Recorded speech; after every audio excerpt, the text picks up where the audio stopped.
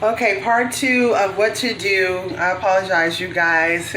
Zan Harold again, once again. This is part two of things that we all need to be preparing to do before the election. So the last video before I was interrupted, you guys, I had to clear up some videos and excessive files I had on my phone. I do apologize for that. We were speaking about why you need to be trying to get out the city, and if you can't get out the city, the best things to do apparently is to bug in. Whether it's your house or it's your apartment, you can still be safe. Now they have protective things for the doors at places like Home Depot that you can put behind your door. You can install, like I will show you guys hopefully sometime this week, the things that you can put. It's like these little bracket things you put on one side of the door and the other side, and then you get like a 2x4 and you put it on those brackets. You probably have to have like some kind of drill or a hammer to install the brackets, to put the 2x4 on, on the outside, of your door, so nobody can kick your door down.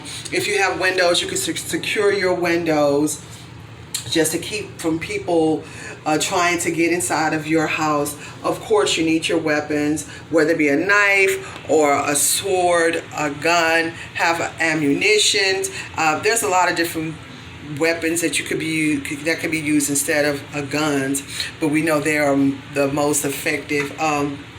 Unfortunately, I don't, it's a thing. I hate so many innocent people die behind those things, but secure your house as safely as you can. If you can afford to get an alarm system and have video footage outside your door, if you can have upgraded technology where you can see what's going on in your home when you're not there, or when you're there you can see what's going on the outside as well as the inside. Especially if you have a big house, you need to be making sure it's secure. Keep your windows locked, your doors locked. If you have burglar bars, that's also good.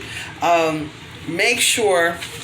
So that's number one. And I want to talk about the difference between staying in the city and getting out in the country. You guys, I'm not speaking on anything I haven't experienced. Like I said earlier this year, when the preppers were like, get out the city, get out the city, I went and found like a little tiny house out in the country, was able to go out in the country for some months. I had to end up coming back to the city though, because of some things I experienced coming back and forth from the city to the country in the midst of the whole Black Lives Matter movement and all that stuff. They out there rioting and looting. Unfortunately, made it hard and worse for some of us other black people who are not even involved in those things. But there was a tornado that hit there, and when that tornado hit, when I tell you those country people are the nicest people, they stick together, everybody was helping one another. I think I mentioned this in one video. One guy, he went and made sure, because we had a lot of senior citizen neighbors around us, he went and got a generator. I sponsored the gas. We all looked out for each other. And not only in our little community, we looked out for each other, but the whole city.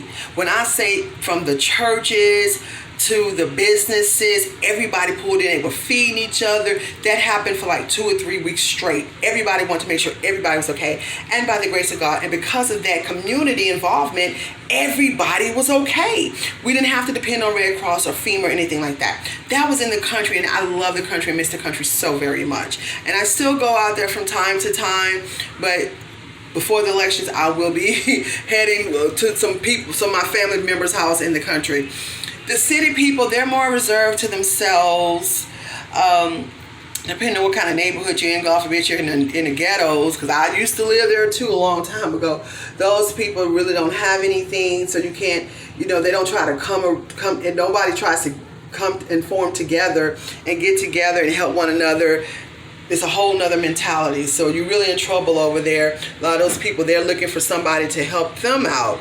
So it depends on what kind of neighborhood you're in. If you're close to your neighbors, if you're not, I would say get close to your neighbors. You guys, we really cannot do this by ourselves. We really cannot do this alone. We are experiencing some hard, crucial times, and we need people other than just ourselves and our immediate families to help us pull through. Now, if you have a big family, that's something different.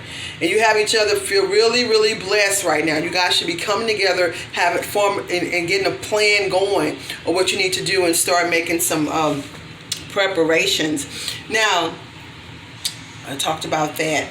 Number 3, have at least 3 to 6 months worth of food and water. This is very important. We saw how the lockdown was. We don't know if there's going to be lockdowns again, if Trump supporters are upset, if he loses, if Biden supporters are upset if he loses. So we just don't know what to expect.